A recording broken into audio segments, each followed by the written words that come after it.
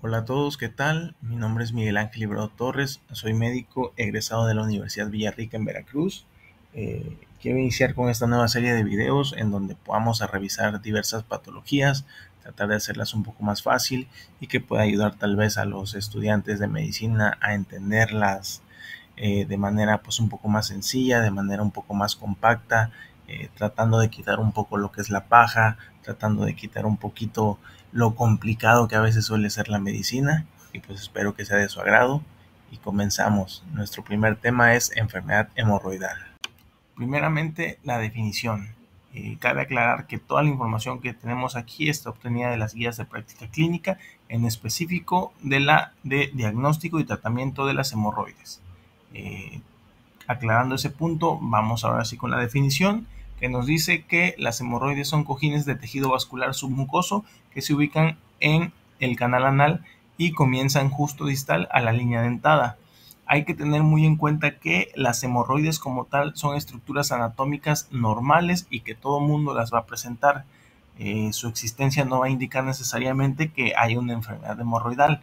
Para que se presente una enfermedad hemorroidal, pues deben de haber otros criterios, debe haber clínica, deben haber ciertas cuestiones que nos van a indicar que en efecto, pues hay por ahí algún tipo de detalle. Como podemos ver también en la definición, la enfermedad hemorroidal se debe al desplazamiento hacia abajo de los cojinetes vasculares debido a una alteración en el músculo de soporte.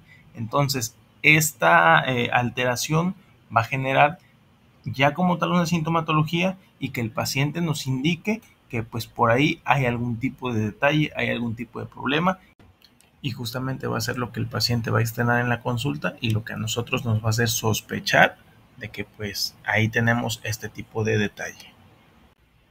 Bueno, ahora vamos a ver en quiénes se va a presentar, qué paciente más o menos va a ser el que vamos a tener frente a nosotros cuando veamos este tipo de detalle.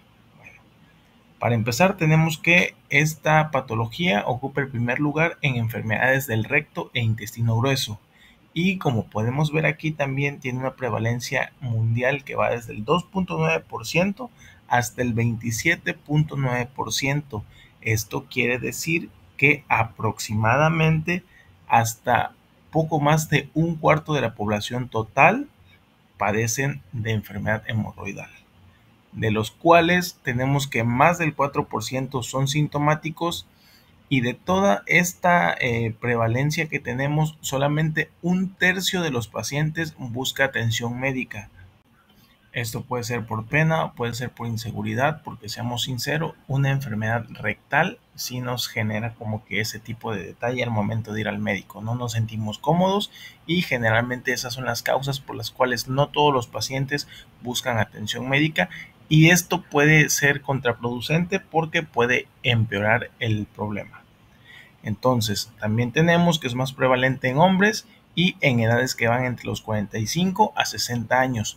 Pero ojo, eso no quiere decir que simplemente en esos pacientes se vaya a presentar la enfermedad. Esta enfermedad puede aparecer en cualquier momento y en cualquier paciente. Y de todos estos tenemos que el 50% de los pacientes son mayores de 40 años. Como tal, se puede asociar a un bajo consumo de fibra en la dieta, pero no es algo que sea muy contundente. También hay otro tipo de factores que pueden alterar o que pueden hacer que se presente este tipo de problema. Y dirán, ¿y cuáles son esos factores que pueden aumentar la prevalencia de la aparición de esta enfermedad? Bueno, principalmente el simple hecho de ser hombre, tenemos más riesgo de presentar este tipo de detalles. Otro, diarrea, estreñimiento crónico y o heces duras. Aquí nos vamos a un contexto más en un síndrome de intestino irritable, que a veces tenemos este tipo de variación entre los hábitos intestinales, y eso pues puede ayudar a favorecer este tipo de detalles. Principalmente en el estreñimiento crónico. ¿Por qué? Porque tenemos un uso de esfuerzo prolongado. Entonces eso genera que haya un aumento de presión y que pues pueda precipitar la aparición de la enfermedad hemorroidal. También la cuestión de la profesión, principalmente en oficinistas o personas que se dediquen a estar mucho tiempo sentado, es un factor de riesgo para que se pueda desarrollar esta patología. Y por último, el embarazo también es un factor de riesgo. ¿Por qué? porque aquí se presenta lo que se conoce como congestión pelviana o síndrome de congestión pélvica, que puede estar relacionada con el desarrollo de hemorroides, principalmente pues en la mujer embarazada, como ya lo comentamos, y esto se debe a que hay una congestión sanguínea en la pelvis y esta se va a caracterizar por la presencia de venas varicosas, lo que va a causar un aumento en la presión de la zona rectal y que esto a su vez pueda generar algún tipo de inflamación o de agrandamiento en las venas del recto y posteriormente hay un desarrollo de hemorroides. Vamos a continuar con la clasificación, que como casi la mayoría de las patologías en medicina se hace para que a partir de ahí se tome como punto de partida para realizar algún tipo de manejo, algún tipo de tratamiento o inclusive algún tipo de cirugía.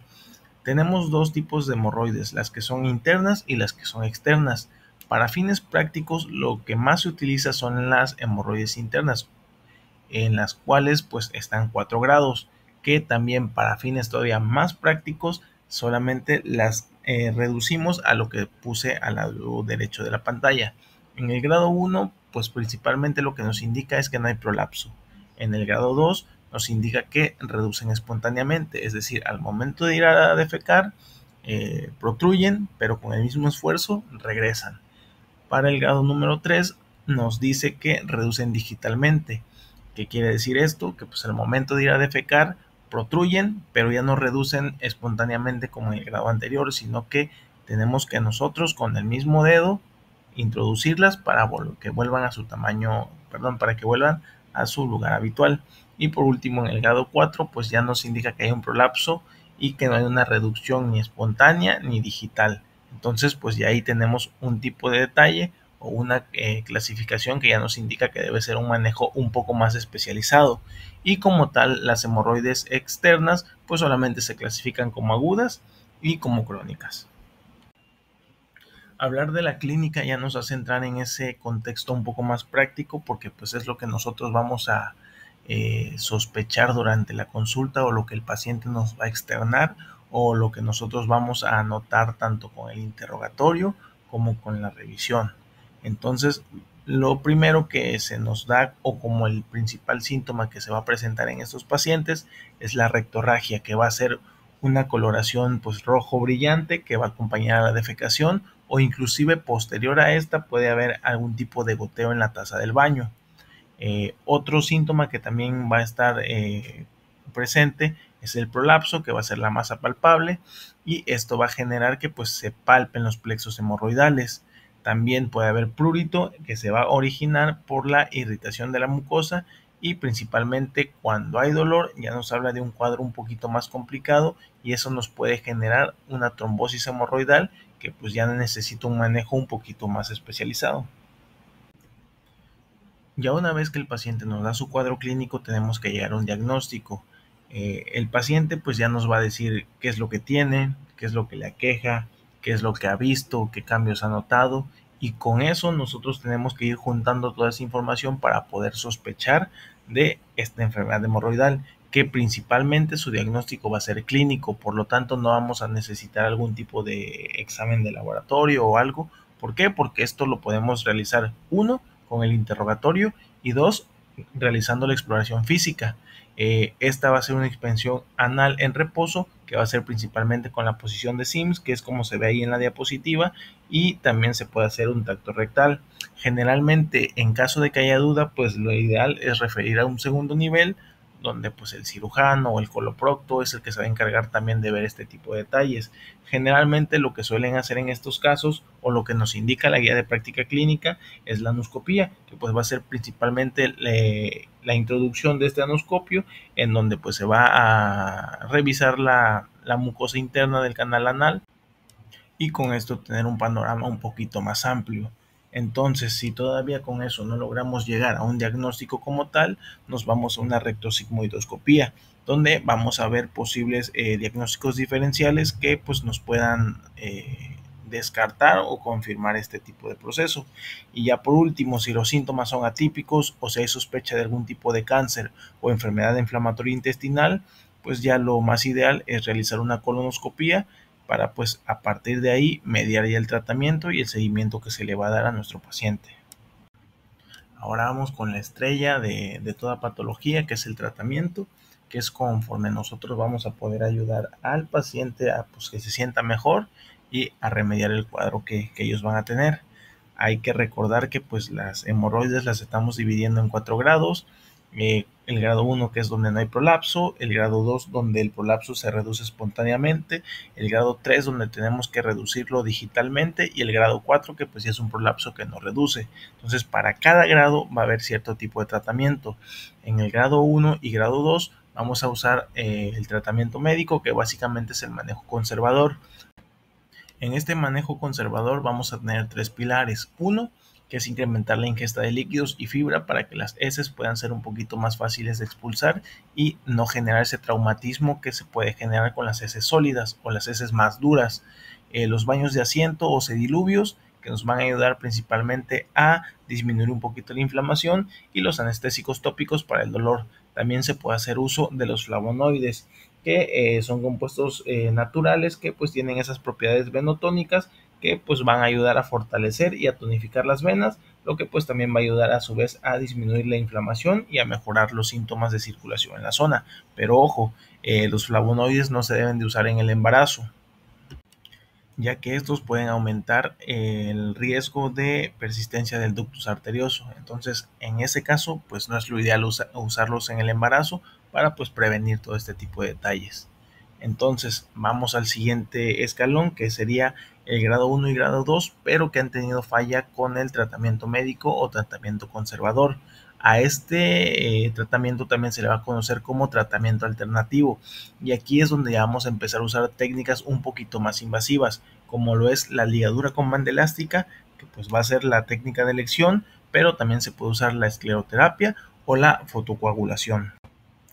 Y por último vamos a tener el manejo quirúrgico, que va a estar indicado para todos esos pacientes con enfermedad hemorroidal grado 1 y grado 2 que han fallado al tratamiento médico inicial y al tratamiento alternativo. Y también va a ser el tratamiento de inicio en aquellos pacientes que tengan la enfermedad hemorroidal en grado 3 y en grado 4, que principalmente se basa o consiste en una hemorroidectomía que va a estar mediada por la técnica cerrada de Ferguson.